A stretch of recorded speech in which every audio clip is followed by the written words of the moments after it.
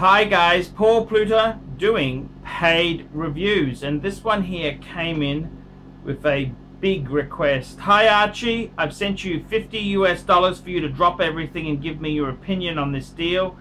Is this the deal of a lifetime on a gold dress watch, or is this a boring subpar Zenith? Click the link. I think the watch looks cool, manual wind and much de reserve, but I do think the gold hands look a bit small and dated. This piece is about $3,900 US, $3,900 US. What do? I have two Omega steel stunners and I'm lusting after my first gold piece.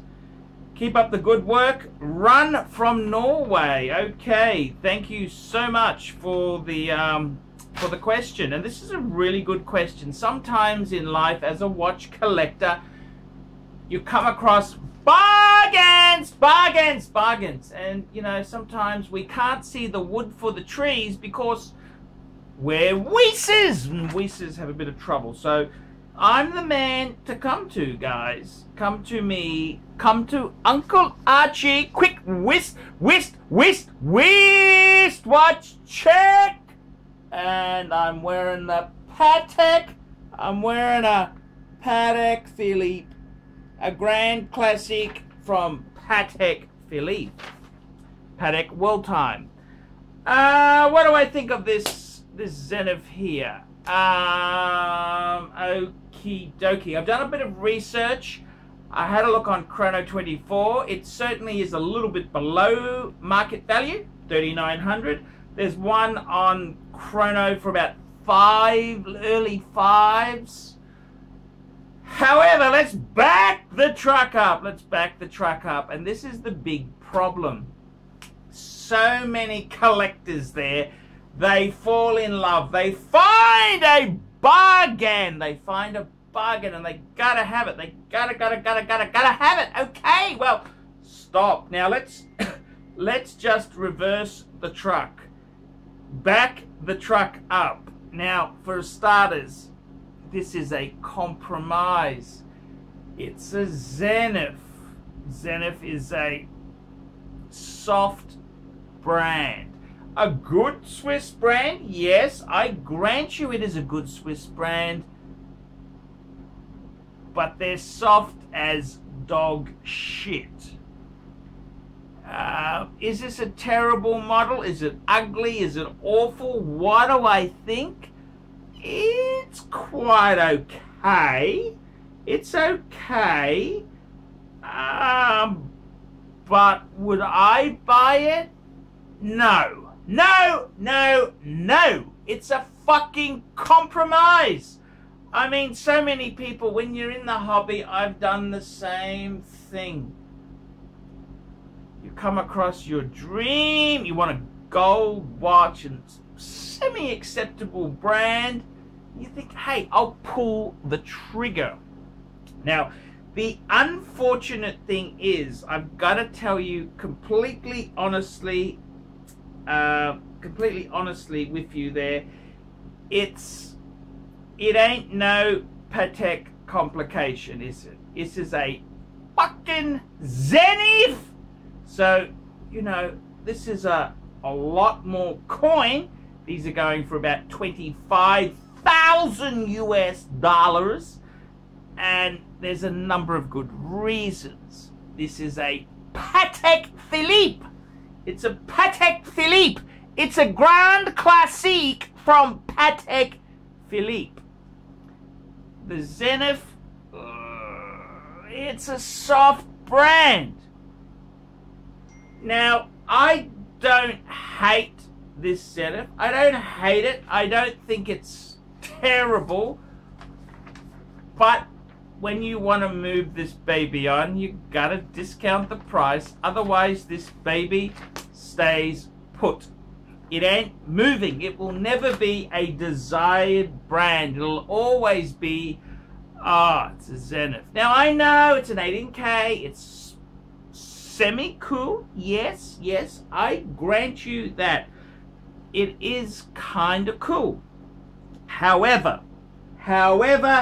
It really is a compromise. Okay, it is a compromise. It's almost, it would be if it could be, but no cigar, I'm sorry. Wah, wah, wah, wah. Now it's a bit like I don't want to mention names, but I know of another YouTube channel where the guy bought a 33mm Audemars Piguet. Audemars is a much better brand than Zenith. Yes, it's one of the holy trinity. The only problem is it's 33mm, so it's really small.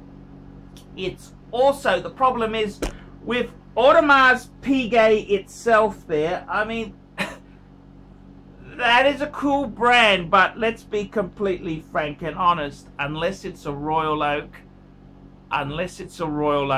do not go anywhere near that brand. Unless it's a Royal Oak, do not go anywhere near that brand.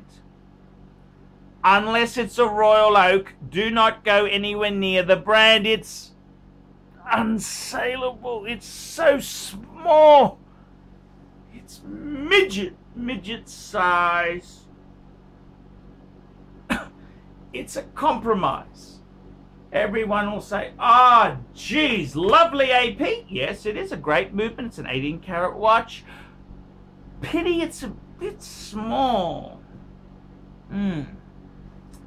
It's like buying a Rolls Royce and getting the purple violet color instead of the black or the cream. It's acquired taste. This is the same thing with the Zenith. It is, okay, it's a Swiss watch. It's 18 karat. Yes, tick box, tick box. It's a fucking Zenith. It's not the coolest Zenith. It's okay. But I don't really. If you won the lotto and you went into the watch store, I would not pick that ugly fucking shitter. I wouldn't pick it. I'm sorry. I would get myself a beautiful gentleman's wristwatch like a JEWELLERY. Now, what I want to say to you is, $4,000 US. We could get so many good things which aren't compromises. So, for example, if we wanted a bargain watch with an in-house movement, IWC Ingenua, this is the 3227. They're low threes. See, I'd personally, in my opinion, I'd rather have one of these than the fucking gold Zenith, because it's in-house, it's IWC, it's beautiful, okay? It's a nice watch. $4,000. What else could we do? Well, we could go for not much more. We could probably get a Breguet on a leather strap, a Breguet Type 20. Strong brand, beautiful design, excellence. I'd rather get that. See, we're almost there. A little bit more. We could get something that we actually like instead of a compromise. It's a compromise. It's like the 33mm AP. It's almost there, but slightly lacking.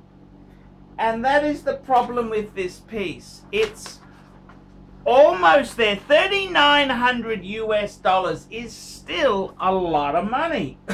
I mean, if we're looking around in the Rolex game, which Rolex is expensive, we could possibly get an Explorer 2 I mean, this is a sports Rolex in steel. That's something we could actually resell at a point in time. So I think $3,900 for a gold watch, yes, it's cheap, but it's a Zenith. It's a Zenith. That's the reason it's cheap. See, the market has already discounted it because it doesn't fucking want it. It doesn't want to buy it. And that's the reality. The market has already responded. We're not really getting a bargain. We're getting a very difficult piece to move. So, in my opinion there, when you say you want a gold wristwatch, we want something like this, okay? We want something beautiful. We want something with a very nice name on it. We want something which is wowzers, wowzers, wowzers. Where the fuck did you get that from? We don't want, oh, it's a Zenith. Oh, it's a bit small, it's a bit dated, it's a bit of a mistake. It's a fucking mistake. Don't do it. It's like one of the YouTubers who bought a 33mm AP. Only Royal Oaks have any sort of resale. 33mm is too small. The 90s are over.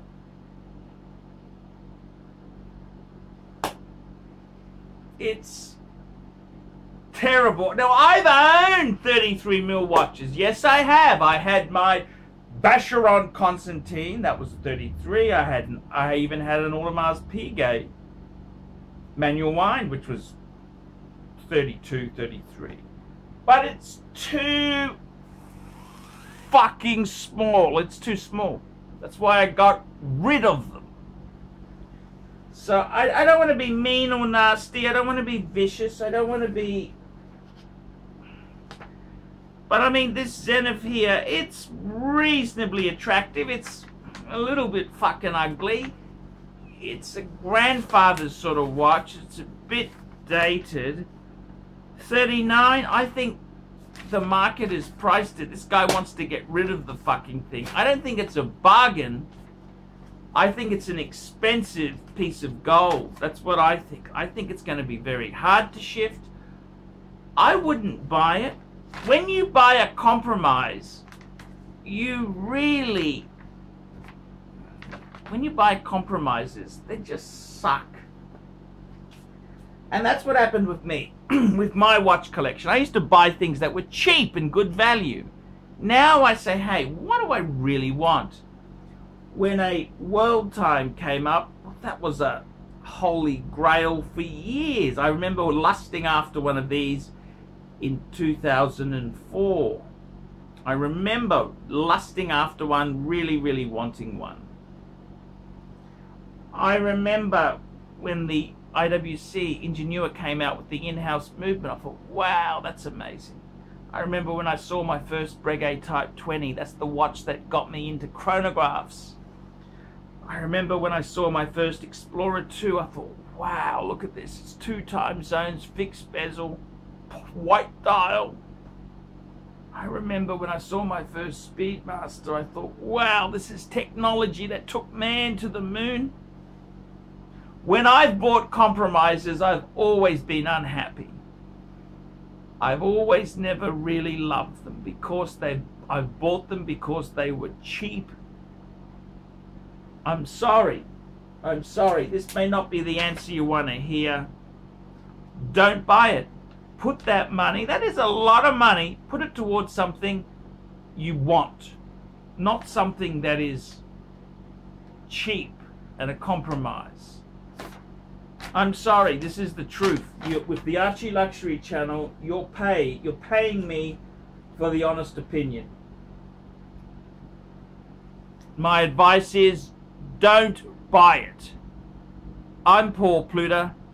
Tell me what you guys think of that.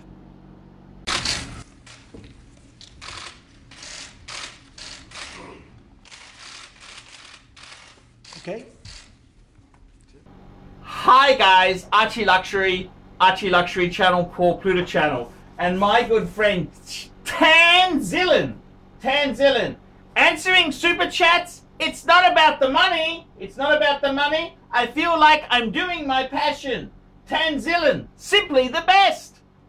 And he's got another one for you here. How's this? It's not about the money. It's not about the money. It's my passion. Shackling on time. Simply the best. Now guys, I gotta tell you, I struggle to survive full-time on YouTube. Please look in the description below for 10 ways you can keep me full-time on YouTube. Guys, I really need your help. Please consider getting a paid video review. I'll do a review on any watch, any question you want. Guys, you can sponsor me on Patreon. You can sponsor me for as little as $1 a month. $1 a month, and that just keeps me going on full-time on YouTube. Guys, you could also, I do phone calls. You can talk to me for an hour on the phone, Skype or WhatsApp, for $50 US. Guys, I really do need your help to stay full-time. Man cannot survive on Google Ads alone. Please help me. Please help me stay full-time on YouTube. And guys, don't forget that it's not about the money. It's my passion. Shackling on time. Simply the best. Tanzillion, thank you. That's a sponsored bit from Tanzillion. I can do that for $150 a month if you email me directly. Look below for my email address, guys.